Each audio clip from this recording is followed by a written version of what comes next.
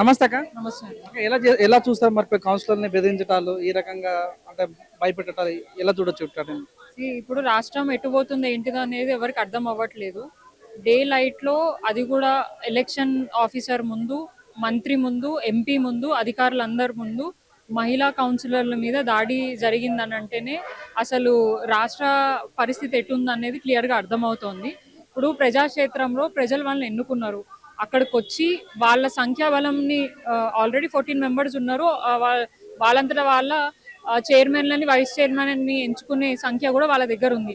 ఉన్నప్పటికీ బెదిరించి, భయపెట్టించి ఒక ఇండిపెండెంట్ క్యాండిడేట్‌ని పంపించి అక్కడ కౌన్సిల్ హాల్‌లో మహిళల మీద చాలా దారుణంగా ప్రవర్తించడం, ఇష్టారీతిగా ఎక్కడ పడితే అక్కడ వాళ్ళని ముట్టుకొని, చేతులు పట్టుకొని మెలివేయడం, ఇదంతా చేసుకుంటా ఇవన్నీ దాడులు చేసి ఇవన్నీ చేసినప్పటికీ మళ్ళీ బయటికొచ్చి మా మాజీ ఎమ్మెల్యే బాల్కా సుమన్ అన్న ఇట్లా ఎందుకు చేసిర్రు అని చెప్పేసి ప్రశ్నిస్తే అక్రమంగా వారి మీద కేసు పెట్టి ఇప్పుడు ఇలా అన్యాయంగా వారిని అరెస్ట్ చేసే ప్రయత్నం చేస్తున్నారు.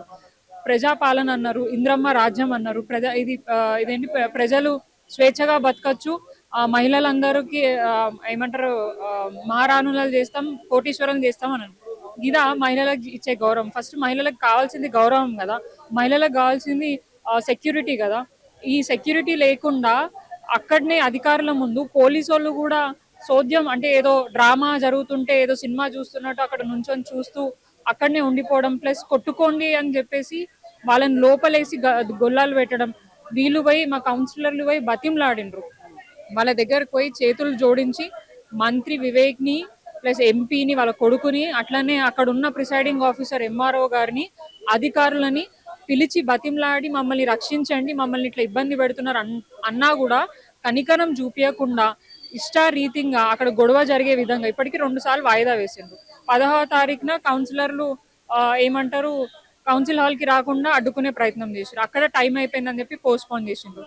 మళ్ళీ నిన్న కూడా కౌన్సిల్ అందరూ ఉన్నా, 14 మెంబర్స్ సభ్యులు ఉన్నా కూడా అక్కడ సిపిఎం బీఆర్ఎస్ పార్టీకి సంబంధించిన నాయకులు ఉండి అక్కడ ఎన్నిక చేయమన్నా కూడా 2 నిమిషాలు టీ బ్రేక్ అని చెప్పేసి ఎలక్షన్ కమిషన్ కి అగేన్స్ట్ గా మంత్రి ఆడ ఎన్నిక చైర్మన్ ఎన్నికలు అవుతున్న సమయంలో పొలిటికల్ స్పీచ్ ఇచ్చి కౌన్సిలర్ ని ప్రలోభ పెట్టే ప్రయత్నం చేయడం, ఇవన్నీ చూస్తుంటే అసలు ప్రజాక్షేత్రం ఎట్టు పోతుంది ఏంటి అనేది అర్థం అవ్వట్లేదు. గతంలో కూడా కాంగ్రెస్ పార్టీని గెలిపించి అధికారంలో కూర్చోబెట్టినారు. మేము ప్రతిపక్షంగా మాకు అవకాశం ఇచ్చారు. ప్రతిపక్షాన్ని మేము ఎంత హుందాగా ఒక రాజకీయ పార్టీ ఎట్లా ముందుకు తీసుకెళ్లాలో అట్లా ముందుకు తీసుకెళ్తున్న క్రమంలో వీళ్ళు ఎక్కడికెక్కడ అడ్డుకొని ఇప్పుడు ఈ చైర్మన్ తోటి, మున్సిపల్ చైర్మన్లతోని, మేయర్లతోని, కార్పొరేషన్లతోటి కాంగ్రెస్ పార్టీ దిగిపోయేదే అయితే కాదు.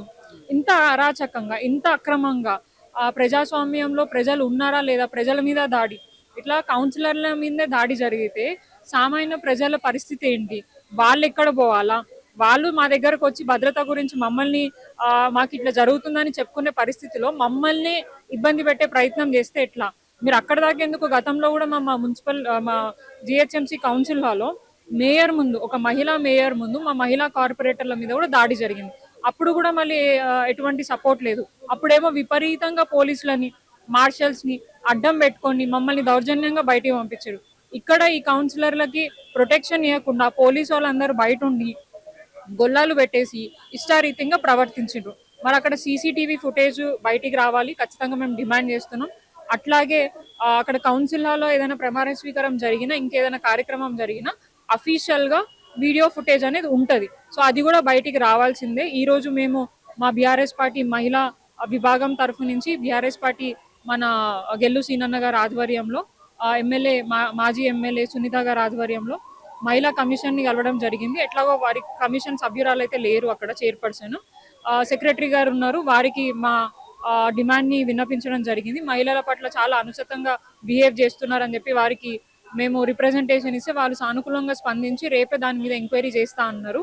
మాకైతే నమ్మకం ఉంది, ఎందుకంటే గతంలో వాళ్ళ పార్టీకి సంబంధించిన మహిళా సభ్యురాలే ఉమెన్ కమిషన్ గా ఉండే. ఎన్నో విన్నపాలు ఇచ్చినా కూడా ఎప్పుడు కూడా ఆమె దానికి సానుకూలంగా స్పందించలేదు. కనీసం ఇప్పుడున్న సెక్రటరీ గారు మహిళల పట్ల జరిగిన అన్యాయాన్ని గుర్తించి వారికి న్యాయం చేస్తుందని భావిస్తున్నాం. అలాగే ఈ ఎలక్షన్ క్రమంలో ఏమేమైతే అక్రమాలు జరిగినాయో, అన్యాయంగా అధికారులను వాడుకొని, పోలీస్ డిపార్ట్మెంట్ ని వాడుకొని ఎలక్షన్ ని మిస్యూజ్ చేసారో దాని గురించి కూడా ఈరోజు స్టేట్ ఎలక్షన్ కమిషన్ని కలిసి మేము విన్నవించుకోవడం జరిగింది.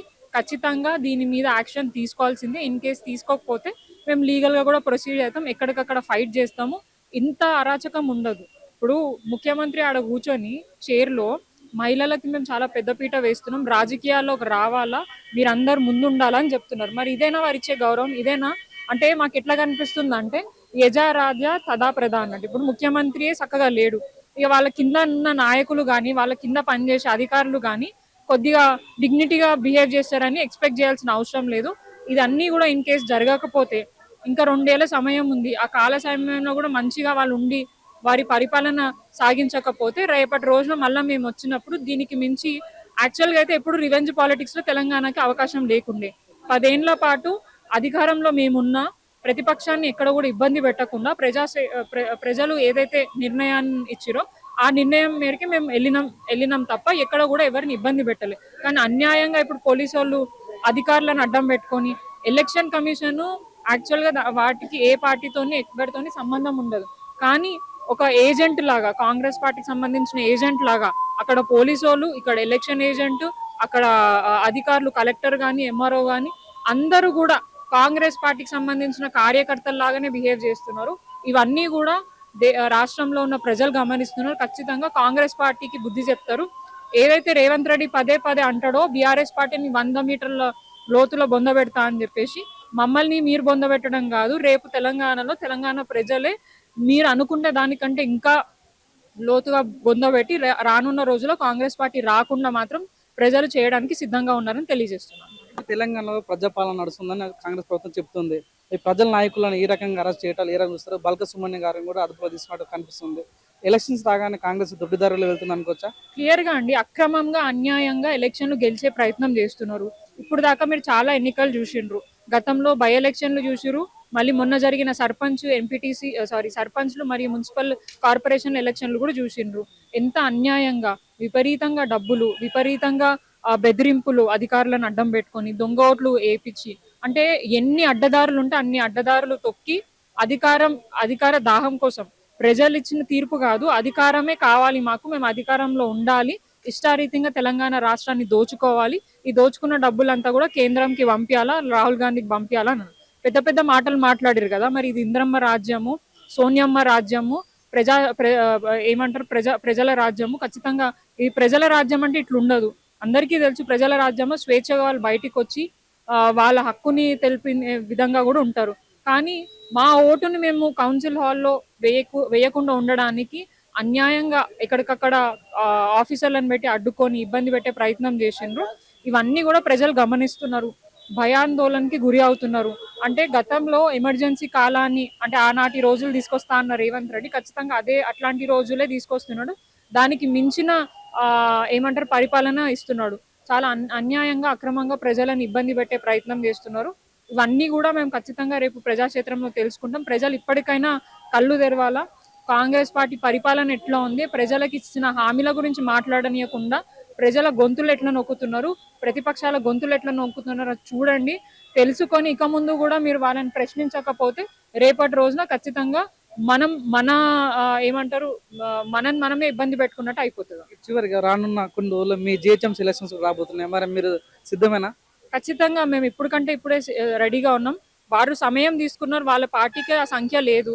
150 డివిజన్లలో వాళ్ళ పార్టీ బలం లేదు. ఎందుకంటే గతంలో మూడోసారి ఎన్నికలు అయినప్పుడు కూడా హైదరాబాద్ ప్రాంతంలో మొత్తం కూడా జిహెచ్ఎంసీ పరిధిలో బీఆర్ఎస్ పార్టీకి సంబంధించిన కార్పొరేటర్లు చాలా మటుకు గెలిచారు. అండ్ ఎమ్మెల్యేలు కూడా చాలా మంది గెలవడం జరిగింది. సో ఆ బలం లేదు కాబట్టి 150 నుంచి 300 వాళ్ళు చేసిన తర్వాత వాళ్ళ బలాలని నిరూపించుకోవడానికి ఇష్టారీతిగా ప్రవర్తిస్తున్నారు. కానీ ప్రజలకైతే అర్థమైంది, ఖచ్చితంగా రేపు వచ్చే 150 డివిజన్లలో 300 డివిజన్లలో బీఆర్ఎస్ పార్టీ జెండా అయితే ఖచ్చితంగా ఎగురుతుంది. దీన్ని అయితే మేము ఎదుర్కొంటాం. Thank you.